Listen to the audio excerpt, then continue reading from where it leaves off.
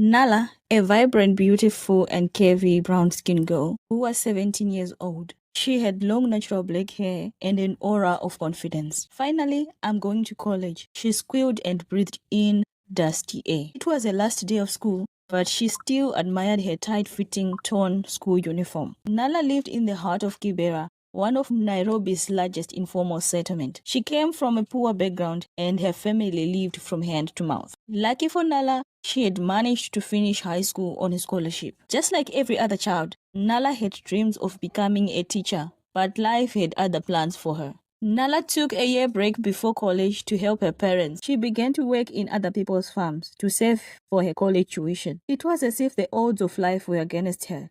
At 17, she was already burdened with the responsibilities far beyond her age. Her mother's health was failing, her younger siblings depended on her for food and care, and her father, who was once a proud carpenter, had fallen into despair after losing his workshop to debts. With the never-ending demands of life, Nala could not save as much money as she wanted for her dreams. The small shack they called home was suffocating with tension. Bills piled up on the makeshift table, and creditors visited regularly, their threats growing more every day. Apart from her messy life, Nala had a secret admirer, and his name was Daniel. Daniel was a handsome man in his late 20s.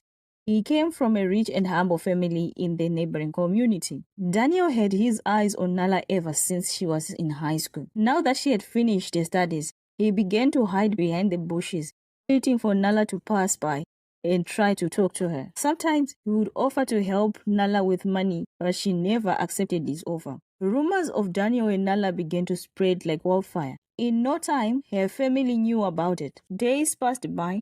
Nala still couldn't accept Daniel's proposal or his financial offer. To her, Daniel was from a rich home, and being in a relationship with a person of status was not ideal to her. For days, her father could not sleep. His mind drifted to and from about the decision he was about to make. He loved her daughter, but still, he was failing to give her the life she deserved. One day, Nala was coming from the neighboring farms, holding a bottle of water and a hoe. She was silently humming to her favorite song that helped her to escape reality. Out of the bushes came Daniel, with a wild grin and red eyes. At first, Nala was startled, but realized it was Daniel. Though they were not dating, he would still walk her home every day, hoping for her to change her mind. Nala was unsettled by the stench of beer coming from Daniel, but she brushed it off. As soon as they were in the bushy area, Daniel held Nala's hand firmly and started touching her all over. "Stop it, Daniel.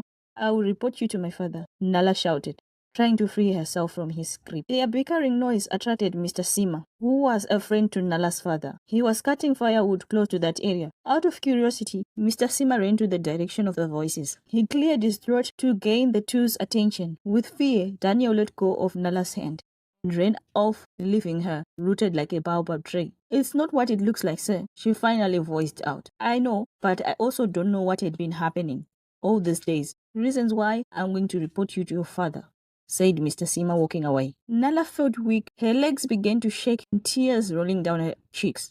Though she was innocent, she knew this was going to rob her of the future she was expecting. It was already getting dark. Nala stood up and slowly walked home. As she reached the compound, she found her bags outside, already packed. Her heart began to beat faster. "Father, I can explain," she rushed and knelt down. "Explain what?" called the voice of Auntie Lydia, her father's only sister. Nala began to cry.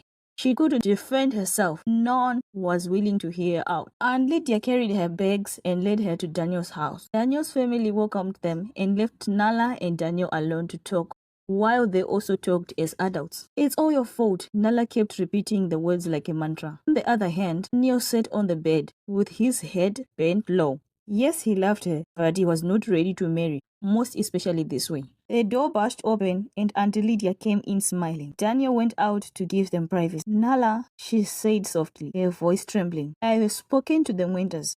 They are willing to help us clear our debts and pay your siblings' school fees." Nala looked up to Aunt Lydia with her heart sinking. "What is this? A business deal or what? I told you I didn't do anything with him," she fumed. Her aunt hesitated. "They think their son Daniel is of age. They are offering a bride price that could save us and the entire generation." "Look, Nala, not every marriage starts in a white gown, but I know you will be fine. Just think of your family. and Lydia said and left. Is this a nightmare? Nala thought, her chest tightening. Daniel Mwenda was infamous in the community. At 28, he was the heir to a thriving transport business and lived in a luxury house. But his reputation was far from spotless. Rumors of his arrogance and temper swirled like dust in the streets. The wedding was arranged in less than a month. Nala barely had time to process the whirlwind of events. One day, she was a schoolgirl, dreaming of becoming a teacher. The next day, she was standing in front of hundreds of guests in a stunning white gown, her face covered with a veil. Though Daniel was charming in public, but during the private interactions she had with him, he was cold and distant. On their wedding night, he barely spoke to her, leaving her alone in their lavish bedroom, so he disappeared to entertain friends. Life in the Mwenda's household was a stark contrast to what Nala had known. Their mansion in Karen had marble floors, crystal chandeliers, and a staff of 10. But beneath the surface lay a world of tension and hidden battles. Daniel's mother, a stern woman, valued appearance above all else, treated Nala with thinly veiled disdain. Given where you come from, you are here to give my son a good name and a strong heir, she said during one of the first conversations with Nala. Don't you forget that, little girl, she said. Nala bit her tongue, suppressing the urge to cry. Her life had turned into a transaction in a flash. She never had feelings for Daniel. Neither did she had an intimate moment with him up to now. Daniel, meanwhile, was really home. When he was either engrossed in work or hosting lavishing parties. Nala felt invisible, a prisoner in her own home. I know it hurts, but remember your mother and siblings. Her father would console her each time he visited. He was happy to be debt-free, but his heart was breaking into pieces. He had hoped for it, but could not make it come true until Daniel was seen with his daughter. Still, he carried the pain in his heart and pretended to be brave on the outside. Nala was living a good life, but she was unhappy with the union she found herself in.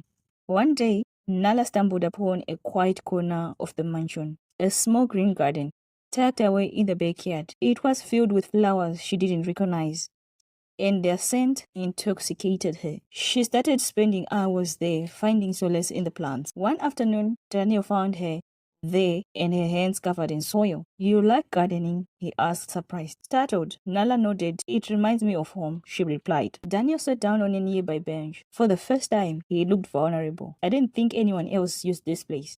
My late grandmother built it, he said. Nala saw a glimmer of humanity in him, something softer than the aloof men she had married.